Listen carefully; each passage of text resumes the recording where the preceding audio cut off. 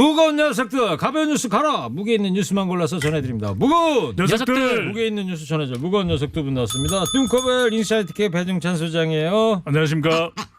뚱블리 시사 전문 정상 기자 나왔어요. 네, 안녕하십니까? 날씨가 좀 쌀쌀해졌어요, 그죠? 네. 뭐 두 분은 뭐 무겁당이라서 추위 같은 거 잘 안 타죠?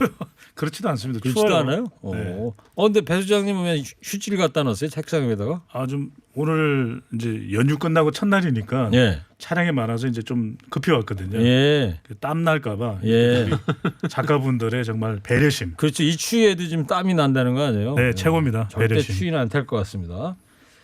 청취자 여러분, 코너 끝에 방송만 잘 듣고 계시면 금세 맞힐 수 있는 무게 있는 퀴즈 드리는 거 아시죠? 날이 많이 쌀쌀해졌습니다. 따뜻한 커피 쿠폰도 준비되어 있고요. 지금부터 두 분이 전해줄 무거운 뉴스 잘 들어보시기 바랍니다. 자, 오늘 코로나19 신규 확진자 두 자릿수를 유지했어요.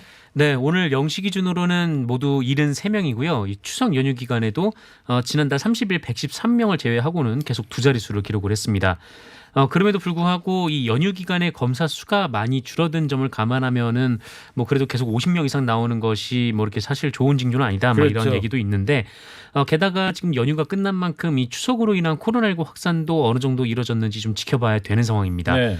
아마 이 한글날, 그러니까 9일 전후로 해서 이 그 무증상자가 이제 증상을 나타나기 시작하는 때가 될 것이다. 뭐 이런 예상이 나오고 있기 때문에 좀 9일까지 좀 지켜봐야 되는 상황이고요. 예. 지금 계속해서 또 이 귀성길 감염 의심 사례가 또 나오고 있는 또 그런 상황이 있습니다. 네. 개천절 대규모 집회는 없었지만 차량 집회나 이런 걸로 해서 드라이브 스루 집회 뭐 이런 것도 있었고 산발적 시위가 있긴 있었어요. 네, 대규모 집회는 없어서 뭐 다행이었는데 차량 집회는 있었습니다. 이 서초구를 시작으로 해서 광진구까지를 목적지로 하는 차량 집회가 한 오후 1시 반 2시경 정도에 벌어졌고요. 그리고 광화문 또 허가받은 곳에서의 산발적인 1인 시위 등은 있었습니다. 그런 만큼 그때 이 집회 장소를 뭐 지나간 또 집회에 참여한 사람들은 또 뭐 격리나 관리가 필요할 것 같고요. 이 경찰과 큰 충돌을 빚은 집회는 없었지만 또 한글날 집회도 예상되고 있기 때문에 네. 각별하게 또 집회를 통한 확진자가 없도록 주의를 기울일 필요가 있겠습니다. 네. 근데 3일날 보면 이제 경찰이 시청 앞 뭐 광화문 광장에서 이제 차벽으로 이렇게 막았잖아요. 경찰 네. 차벽으로. 그래서 2008년에 명박산성과 비교하는 비판도 나오고 있습니다. 네, 이 지난 2008년에 이 광우병 촛불 집회 당시 이 청와대로 오는 길목을 차단하기 위해서 이명박 정부가 이 광화문 사거리 한복판에 컨테이너로 된 그 방어벽을 쳤거든요. 이것이 이제 정권의 불통의 상징으로 표현되면서 이른바 명박산성 뭐 이렇게 불렸었는데. 그런데 지난 3일 이 광화문 집회를 원천 봉쇄하기 위해서 이 문재인 정부가 전경버스로 이 광화문 광장을 물샐 틈 없이 봉쇄를 했습니다. 네. 그러자 이를 두고 일부 언론 그리고 국민의힘에서 이른바 재인산성이라 부르면서 이제 명박산성과 비교를 하고 있는데 심지어 이 사랑제일교회 측 그리고 국민의힘은 이 서울 시내에 계엄령이 내린 것이냐 뭐 이렇게 비난하기도 했습니다. 네. 이런 뭐 버스로 둘러싼 뭐 명박산성, 재인산성 말고 서울에 진짜 아름다운 산성들이 많이 있잖아요. 뭐 기억나는데 어디 있어요? 그렇죠. 인왕산, 여기죠. 행주산성. 행주산성 있죠. 네. 네. 행주산성 안 가봤어요? 아니 가봤습니다. 가봤죠. 네. 또 다른 산성은 남한산성. 남한산성 있죠. 왜 나만 따라하세요? 아니 막 생각이 났는데 한 군데 빨리 대보세요. 그래도 북한산성. 북한산성 있군요. 아니 서울 사는 분들은 아니에요? 저 인천 삽니다. 있어요. 자, 이번 주 금요일 날이 이제 한글날이에요. 휴일인데 국경일이고 또 집회를 예고한 보수 단체들이 있어요. 경찰 입장 어떻습니까 지금?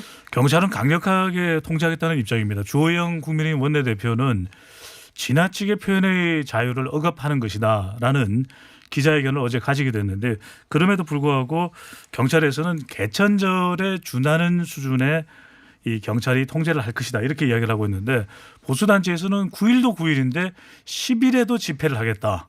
네, 토요일에도 집회를 하겠다는 것인데 국민 다수의 대체적인 여론들은 이 집회를 통해서 코로나 확진자가 늘어나서는 안 된다는 입장이거든요. 네. 그만큼 경찰도 국민 여론과 함께하기 위해서라도 강력하게 통제하겠다라는 입장을 밝히고 있습니다. 이런 것들이 이제 경찰의 이런 그 제지가 결국에는 국민 건강 방역을 위해서 하는 거 아니겠어요? 그렇죠. 네. 네. 국민 여론이 어디에 있는지를 정확히 살피는 것이 정말 중요합니다. 이번 주말도 역시 연휴가 되겠네요. 그러니까 다시 네네. 보고 있는데 9일 날이 한글날 금요일이고 10일 토요일이고 11일 일요일이니까 네. 뭐 사흘 연휴네 사실상. 그렇죠. 네. 한글날이 아주 중요할 것 같아요, 그죠? 네, 밑줄 오늘? 쳐야 됩니다. 밑줄 쳐야 돼요? 네, 몇 개 쳐요? 밑줄 9개, 왜 9개요? 9일이니까 네. 별은 몇 개 달아요? 별은 몇 개 달아요? 90개. 90. 왜요? 네, 다음 날이 10일이기 때문에 여보세요. 9 곱하기 10, 90. 두 분 말이에요. 이번 주부터 네. 청취율 조사 시작하는 거 아시죠? 예? 아 그렇죠. 예. 청취율 조사 기간이죠. 예. 이 청취율 조사 말이죠. 예? 없는 집 제사 돌아오듯이 자주 하는데 예. 청취자 여러분한테 한 말씀씩 해보세요. 네, 방송 허리케인 라디오 청취율 올리기 위해서. 아니, 어떤 조사든요. 전화를 받자마자 바로 허리케인 하시면 됩니다. 허리케인 하시고 체19 하시고 어떤 전화를 받더라도요. 그럼요. 친구한테 전화가 와도 이게 이제 습관처럼 돼야죠. 그럼 전화가 왔어. 네, 띠리릭 띠리릭 때 받았어요. 허리케인 여보세요. 체19 나 19야. 허리케인 친구한테 전화 좀 체19. 해라 이거요? 네. 알았어요. 네, 좋습니다. 자, 뭐 좀 세계의 이목이 집중되는 뉴스입니다. 트럼프 대통령 이번 연휴 기간에 확진 판정 받아가지고 네. 병원에 입원했어요. 이게 좋다는 얘기도 본인은 좋다고 SNS에 영상까지 올리고 그랬는데 네네 그렇습니다. 미국의 언론들은 의문점을 지금 제기하고 있잖아요. 네, 이 트럼프 대통령이 현재 메릴랜드 군병원에 입원해 있는데 이 트럼프 대통령이 말씀하신 대로 어제 영상 메시지를 통해서 자신의 건강 상태에 대해서 그 입원할 당시에는 몸이 많이 안 좋았는데 지금은 많이 나아졌다 이렇게 얘기를 했습니다. 그런데 그 이전까지만 해도 이 트럼프 대통령의 건강을 둘러싸고 백악관에서도 다른 메시지가 나온 적이 있었거든요. 그러니까 대통령 주치의는 이 트럼프 대통령의 상태가 매우 좋다 이렇게 얘기를 했고 반면에 마크 메도스 백악관 비서실장은 트럼프 대통령의 건강이 매우 우려되는 상태였었다 이렇게 얘기를 했습니다. 지금 이제 공식적으로 알려진 것은 이 트럼프 대통령이 이 코로나19의 확진 판정을 받고 병원으로 옮겨진 초기에 이 두 차례 산소 포화도가 좀 떨어졌다라고 하는데 네. 지금은 건강을 상당히 회복해서 곧 퇴원할 수 있을 것이다 이런 얘기가 나오고 있습니다. 뭐 그런 데다가 이 트럼프 대통령이 또 쇼맨십을 발휘했잖아요. 네, 그 병원 밖에 지지자들한테 이 자기 SUV 타고 나와가지고 이 자가격리 준수 사항을 위반한 거 아닙니까? 네, 맞습니다. 뭐 그런 논란도 있었고 이제 또 하나의 논란은 마치 이제 그 병중에서도 일을 하는 것처럼 어떤 결제 서류에 사인을 하는 모습이 이제 사진 찍혀서 근데 그게 실제 공개가 문서가 됐는데 아니고 그냥 네, 백지 백지였다라는 연출용 사진 아니었느냐 네네. 이런 또 주장도 제기되고 있고요. 네. 그럼 백악관으로 돌아가더라도 여전히 주변 참모들에게 감염 우려는 있다고 합니다. 그래서 네.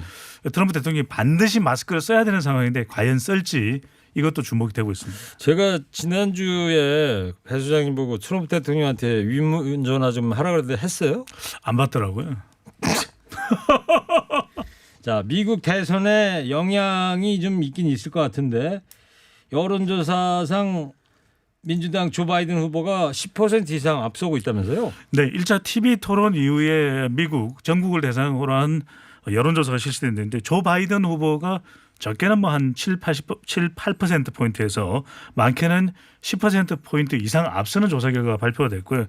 또 이제 중요한 건 스윙 스테이트라고 해서 경합주입니다. 네. 미시간, 위스콘신, 오하이오, 일리노이, 또 인디애나, 뭐 펜실베이니아주 이런 주인데 여기에서 2016년 대선에서는 트럼프 대통령이 힐러리 클린턴을 앞섰었거든요. 근데 최근에는 바이든 후보가 오히려 앞서가거나 바이든 후보가 뒤처지고 있던 주에서도 상당 부분 따라간 그런 조사 결과를 보여주고 있습니다. 지금 여론조사 결과로는 데이터대로라면 바이든 후보가 한 발짝 앞서가는 예. 상태입니다. 조금 전에 배 소장께서 뭐 미국 유학파시니까 영어를 쓰셨는데 스윙 스테이트 네네. 경합주 네. 이게 왜 스윙 스테이트를 왜 우리 경합주라고 그러는 거예요? 그러니까 왜 중요하냐면 의미가 뭐예요? 스윙 스테이트는 어느 후보 쪽으로도 움직일 수 있는 거죠. 그래서 흔들릴 수 있다. 네, 바이든 후보 쪽으로 우리로 치면 이제 부동층입니다. 바이든 후보 쪽으로도 갈 수 있고 또 트럼프 대통령 쪽으로도 올 수 있는데 비타민을 얻는 기회군요. 네. 이 지역이 지금은 바이든 후보가 앞서가거나 상당히 쫓아왔다는 결과로 나타나고 있습니다. 예, 스윙 스테이트 뜻을 그렇게 아주 간결하게 설명을 해주셔서 제가 비타민을 하나 한 꺼내가지고 통 다 주시는 거 아니에요? 제가 먹을 거예요. 놔두고. 자. 그리고 이제 TV 토론이 1차만 열렸는데 2차, 네. 3차 이거 어떻게 될 것 같습니까? 네, 2차 토론은 이제 15일 예정되고 있는데 트럼프 대통령이 이제 백악관으로 우리 시간으로 이제 오늘 오후에 돌아가지 않겠습니까? 저녁 네. 무렵에. 그렇게 되면은 본격적인 직접 대면은 안 되겠습니다. 비대면 선거운동을 할 텐데 15일 TV 토론이 아주 중요합니다. 왜냐하면 경합 지역에서 과연 트럼프 대통령이 다시 반전 카드를 만들어내느냐 아니면 바이든 후보가 훨씬 더 격차를 벌이느냐가 중요한데 이 충성 지지층 트럼프 대통령의 충성 지지층은 동정 여론이 일고 있다 이런 이야기도 나오고 있는데 트럼프 대통령으로는 15일 2차 TV 토론은 TV 토론 형식도 바뀐답니다. 더 이상 네. 이제 후보가 다른 후보의 발언에 개입하지 못하도록 할 가능성이 상당히 높아졌기 때문에 트럼프 대통령이 과연 어떤 카드를 빼들까 매우 궁금해집니다. 그런데 15일 날 2차 TV 토론이 예정대로 열리긴 가능한 거예요? 예, 지금 현재로서는 네, 열릴 가능성이 상당히 높습니다. 아, 현재 그렇게 네, 나오고 있습니까? 2차 TV 토론 연기될 것처럼 같은 보도도 있긴 있었는데. 그냥 대통령 선거 연기는 상당히 어려운 일이겠지만 네. TV 토론은 정상적으로 열릴 가능성이 상당히 높다고 합니다. 그 원래 이제 화상 토론으로 바꾸자 뭐 이런 얘기가 있었는데 트럼프 대통령 측에서 네, 이거를 반대하고 대면 토론이 낫다 뭐 이런 입장을 밝혔다고 합니다. 예. 자, 배종찬 소장이 이제 미국 통이잖아요. 네. 미국에서 이제 고등학교 나왔다고 그랬죠? 어딘지 궁금하실 텐데 네. 워싱턴 공고를 나왔습니다. 여보세요. 거긴 남녀공학입니까? 그 또 폼페이오 장관 방한이 예정됐었는데 그냥 일본만 왔다가 그냥 간다는 거 아니에요? 네, 이 한국과 또 몽골을 추가적으로 방문하는 계획이었고 일본은 벌써 이미 방일을 하고 있습니다. 네. 4일부터 이제 6일 내일까지 이제 일본에 머무르게 되는데 폼페이오 장관이 뭐 이게 트럼프 대통령이 코로나 19도 있고 또 대선과 관련해서 추가적으로 아시아를 방문하기에는 미국 워싱턴을 비우기가 좀 쉽지 않다. 이래서 이 폼페이오 국무장관이 이번 아시아 순방의 주요한 목적 쿼드 이른바 이제 아시아판 나토라고 하거든요. 여기에 이제 힘을 불어넣는 것인데 일단 트럼프 대통령의 상황도 그렇고 미국으로 돌아갔다가 지금 나오는 관련 관계자들의 이야기로는 10월 중에 아시아로 다시 올 수 있다고 하는데 실질적으로는 대선 이후에나 가능할 거라고 합니다. 저기 지금 문자 왔어요. 홍재동 꿀주먹님께서 제발 좀 간결하게 해주세요. 죄송합니다. 7229님인데요. 택배기사입니다. 감사의 말씀을 전하고자 문자를 보냅니다. 무겁당의 적극적인 지지로 저희들 추석 연휴를 잘 쉬고 오늘부터 다시 달려봅니다. 전국의 무겁당원들의 호응으로 어렵고 힘들게 보내왔던 명절 특수기가 잘 지나간 것 같아서 택배인들을 대신해서 감사드립니다. 역시 허리케인 라디오는 전국 방송임을 다시 한번 느끼며 청취율 조사에서도 단연 상위권임을 확신합니다. 앞으로도 무겁당 잘 청취하며 많은 정보를 정확히 이해하겠습니다. 감사합니다. 택배인이시면 뭐 저희 허리케인 무겁당 가족이라고 봐야죠. 예. 7229님 기억납니다. 그 당시에 분류 작업도 그렇지만 하역 작업이 상당히 힘들다라는 문자를 보내주신 분이시죠. 그분이세요? 네. 그 번호까지 이렇게 다 기억하고 계십니까? 7229 기억납니다. 네. 제가 비타민 하나 드려야 되겠어요. 감사합니다. 제가 아까 꺼내가지고 저 혼자 먹으려고 했는데 네. 그거 드세요. 예. 다음번에 좀 한 통을 꼭 주시면 안 됩니다. 얼마 없어요 이제. 예. 오늘 뭐 종소리도 무겁습니다. 뚱 합니다. 자, 강경화 외교부 장관 남편이 여행 자제 권고에도 미국 출국해서 논란이에요 지금. 네, 이 강경화 장관의 남편인 이일병 이 전 연세대 교수가 지난 3일 미국으로 출국을 했습니다. 가던 길에 KBS 취재진과 마주쳤는데 이 자리에서 이일병 교수는 취재진에게 그냥 자유여행을 가는 것이다. 이 코로나가 걱정돼서 마스크를 많이 챙겨가고 있다라고 밝혔습니다. 그리고 이전에 이 자신의 블로그를 통해서 이번 여행으로 요트를 구입하고 항해를 할 예정이다라는 입장을 밝히기도 했다고 하는데 뭐 문제는 이 외교부가 코로나19 확산을 막기 위해서 지난 3월부터 이 특별 여행주의보를 내린 상황에서 그 외교부 장관의 배우자가 굳이 이 시국에 이 취미생활을 위한 출국을 했어야 했냐 좀 이런 지적이 나오고 있습니다. 그래서 강경화 장관이 또 사과를 했죠.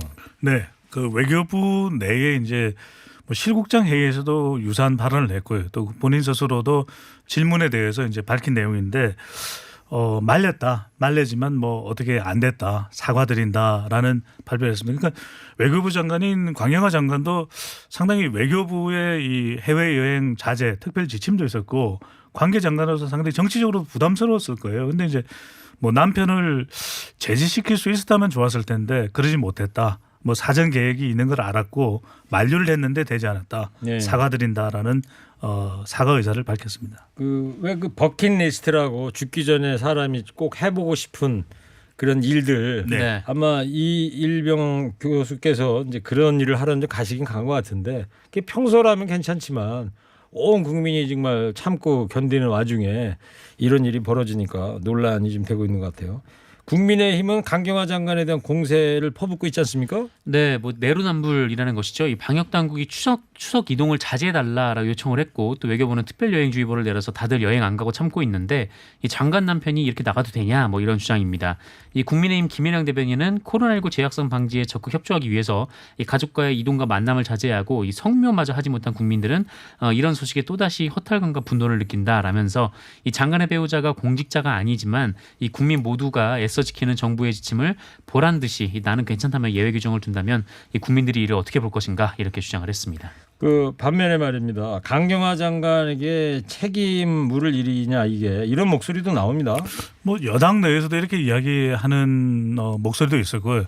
그럼에도 불구하고 이낙연 대표와 김태년 원내대표의 경우에는 자제되었더라면 좋았을 텐데 나는 좀 부담이 된다라는 의견을 밝히기도 했는데 거기다가 이제 강 장관의 남편도 공인이다 네. 이런 얘기도 했고요. 근데 일부 네티즌의 경우에는 아이고 뭐 남편 일을 어떻게 하겠냐. 그리고 뭐 외교장관도 말렸는데도 불구하고 네. 굳이 본인의 그 일종의 버킷리스트가 뭐 요트를 타는 일이었다면 그걸 어떻게 하겠느냐. 예. 장관으로서도 속수무책이었을 것이다라는 조금 공감하는 여론도 있기도 했습니다. 네.